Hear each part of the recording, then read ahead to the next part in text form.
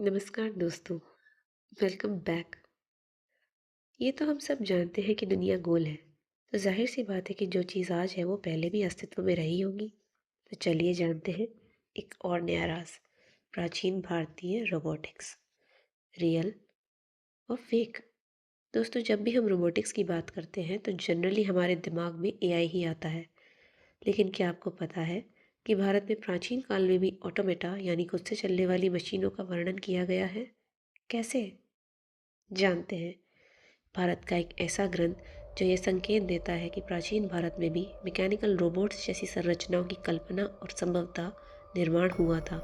कहाँ से मिलता है इसका प्रमाण?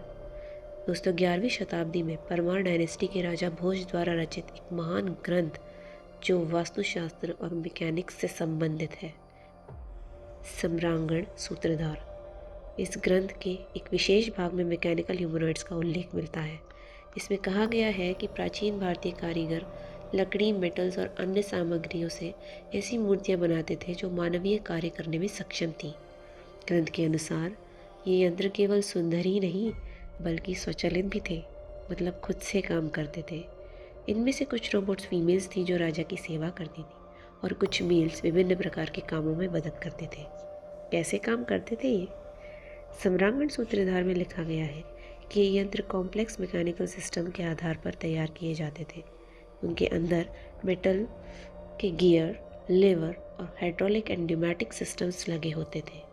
इसकी कुछ प्रमुख विशेषताएं, जैसे कि मैकेनिकल गार्ड्स मंदिर और महलों की सुरक्षा के लिए, म्यूजिकल ऑटोमेटा जो कि खुद से म्यूजिकल इंस्ट्रूमेंट्स भी बजा सकते थे, सर्वेंट रोबोट्स राजा और राज परिवार के लिए पेय पदार्थ और भोजन परोसने वाले।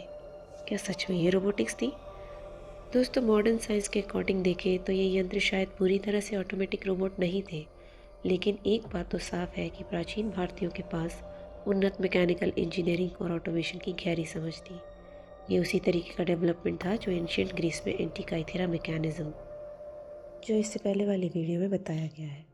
सम्रांगण सूत्रधार के साथ साथ कुछ और ऐसे ऐतिहासिक प्रमाण मिलते हैं, जैसे कि कथा सरित सागर, राजा विक्रमादित्य के दरबार में भी रोबोट्स का उल्लेख मिलता है। ब्रह्मांड पुराण, इसमें ऑटोमेटिक रथ और कुछ अन्य यांत्रिक यंत्रों का वर्णन किया गया है। दोस्तों, वक्त के साथ मिडिवल टाइम्स में आक्रमण और कॉलोनियलिज्म के दौरान इन टेक्निक्स का पतन हो गया। बहुत सी प्राचीन टेक्स्ट नष्ट कर दिए गए। हालांकि मॉडर्न टाइम्स में इंडिया रोबोटिक्स और ऑटोमेशन की दिशा में तेज़ी से प्रगति कर रहा है।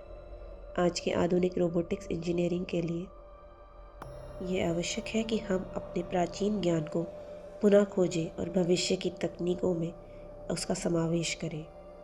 कौन जान सकता है कि भविष्य में रोबोटिक्स सिस्टम में कहीं ना कहीं भारतीय रोबोटिक्स का योगदान संभव है। थैंक यू वंस अगेन बने रहने के लिए। मिलते हैं अगले वीडियो में, तब तक के लिए अपना ख्याल रखिए। Good bye.